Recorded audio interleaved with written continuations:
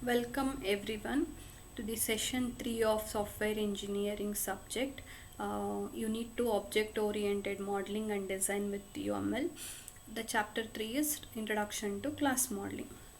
So in this we will see introduction to classes, objects, class diagrams, what are the properties, attributes, values, operations, methods of each class diagram, and also we will see some MCQs of today's session.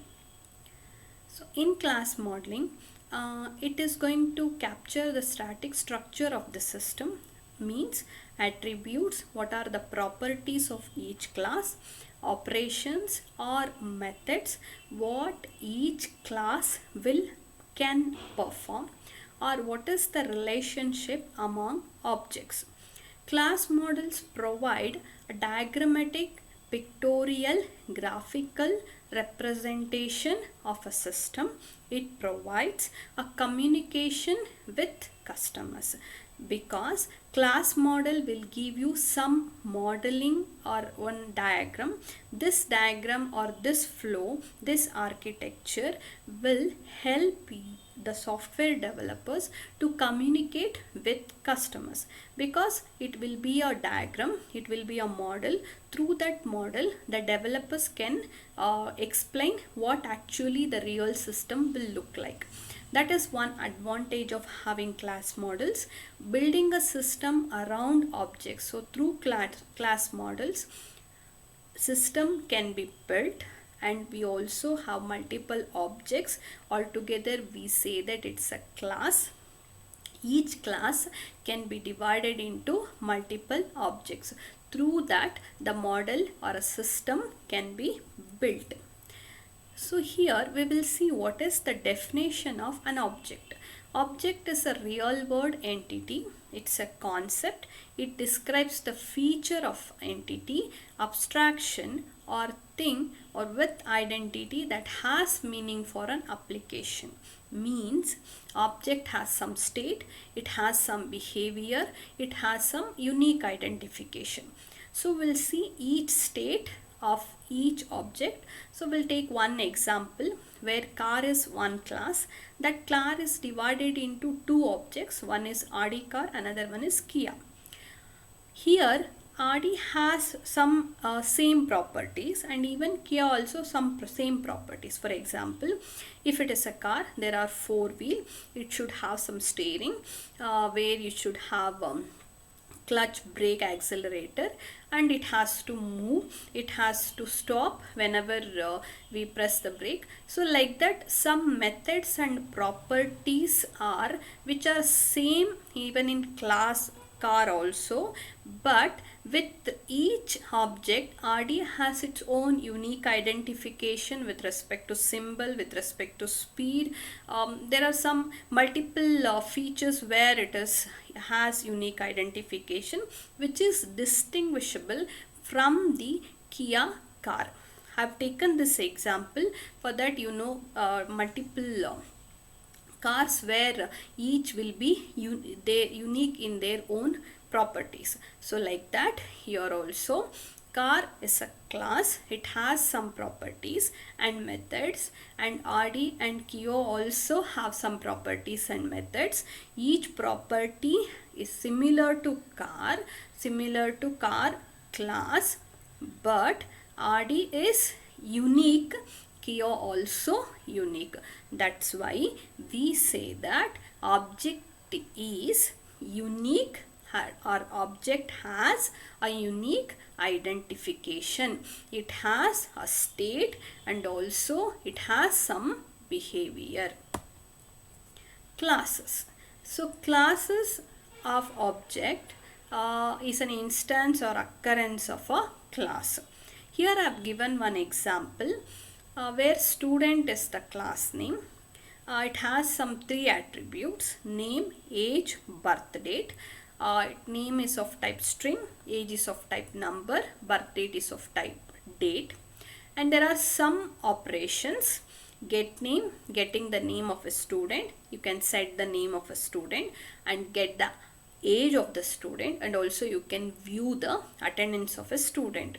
Student learns to the course, it has operation called get enrolled students.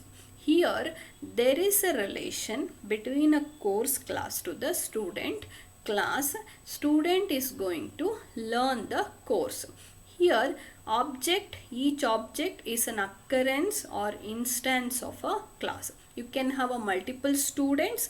Each student has to learn the course. Like that you can represent a class is a student, multiple objects, that is student names, is the object, it is the instance of a class.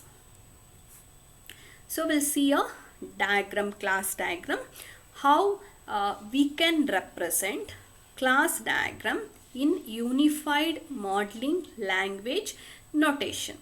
Class diagrams provide a graphical notation for modeling classes and their relationship. Thereby you can describe possible objects.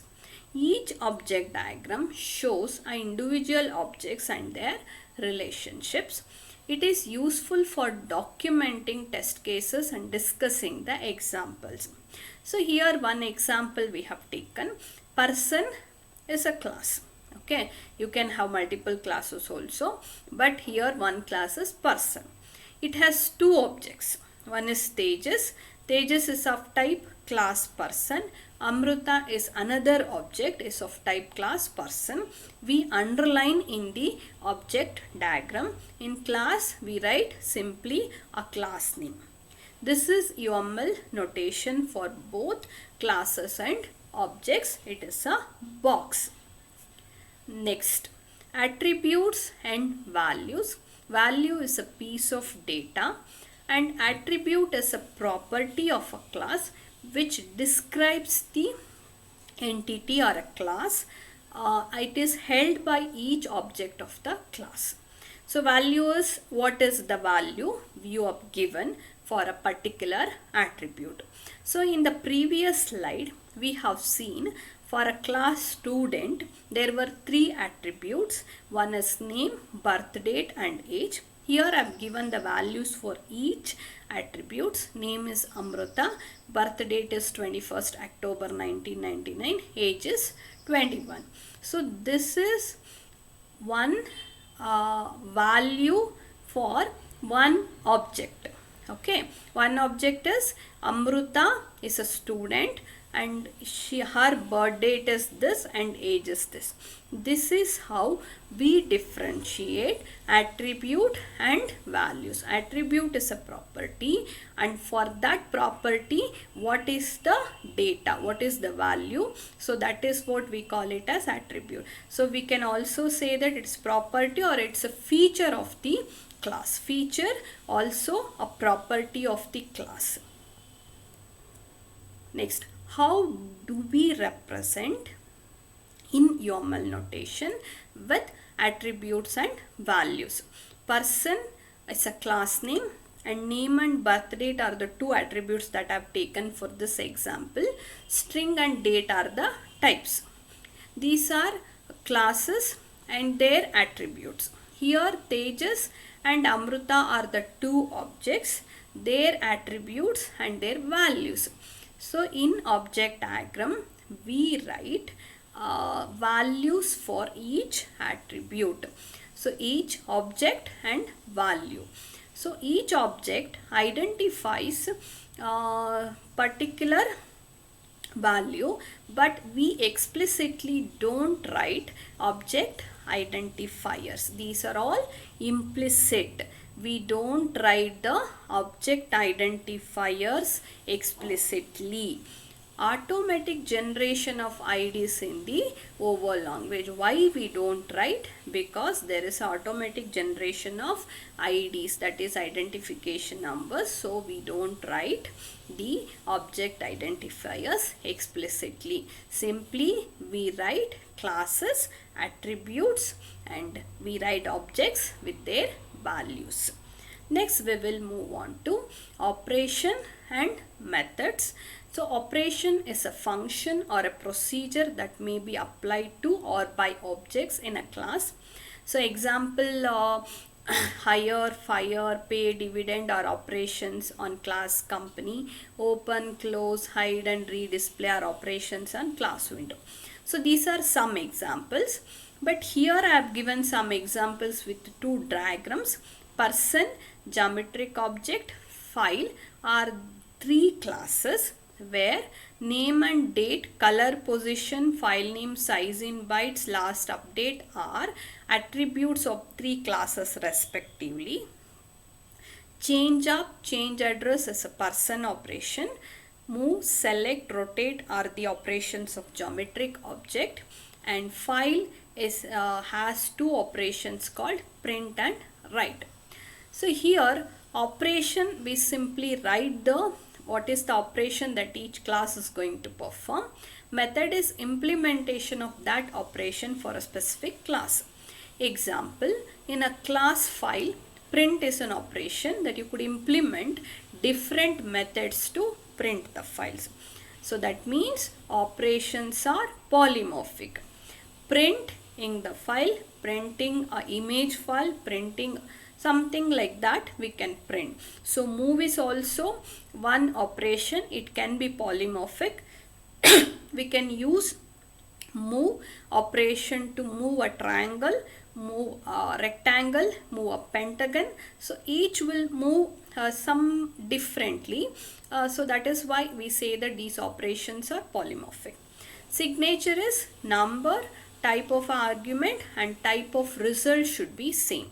So we have not written here the return type, but we have to type the number of arguments each operation will take, and also we should be careful enough to see that what is the result is going to return and type of data it is going to return. So this is with respect to operation and methods.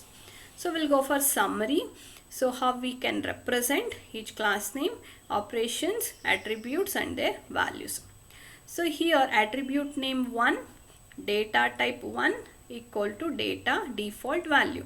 So attribute name is, for example, name, data type is string, some value maybe null string or some default value. Attribute type, for example, age, data type integer, default age is 18.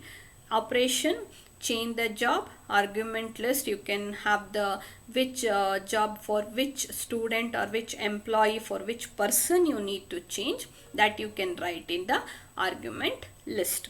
Like that you can have multiple classes, multiple attributes for each class, multiple operations for each class.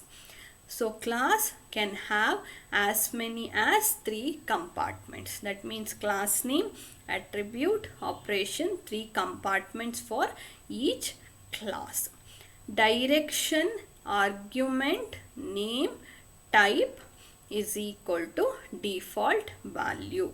The type is the type of the argument, and default value we can specify. Directions are optional, sorry, it's optional, because you can write it's up to you to write the direction. It may be in, or it should be out, or it can be in out. So it is optional, but the what do you call it, you should have a correct argument name, you should have a correct type, and you should have a default value. But direction you may write or you may not write, it's optional for you.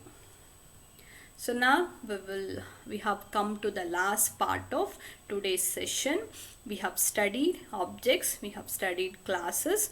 So we have studied attributes, values, operations and notations to represent all these in the UML class diagram.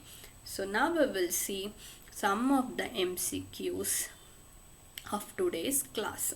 So a class is divided into which of these parts? Name, attribute, operation. So it is divided into 3 compartments. We know that, name, attribute and operations. So that's why all of the above mentioned. Which of the following statement is true concerning objects and classes? Objects is an instance of a class. Objects include, encapsulates only data. No, objects is an instance of a class. It is a correct statement with respect to this. Object can have which of the following multiplicities? It can have more than one multiplicities. Multiplicity is the one, it can have one take one value, or it can take more than one value. So that is what multiplicity here. So it can take more than one value. So which of the following is a technique for hiding and internal implementation of the details of an object? Encapsulation is the correct technique here, because it hides the data, because whichever is necessary, finally it will encapsulate everything together form a class. But with respect to this line, it hides some internal implementation details through the private access specifier. Class diagrams are not useful to model some collaboration, model vocabulary, logical, model simple interaction. They are useful to all this, but they are not useful to simple interaction, because you can go for a complicated interaction using the class diagram. Which of the following diagram is time oriented? It's sequence diagram. Which diagram helps to show the dynamic aspects related to a system? The interaction shows the dynamic aspect. This is the one textbook where I have taken as a reference to get the information. From this only I have put all the information to this slide. Thank you, one and all.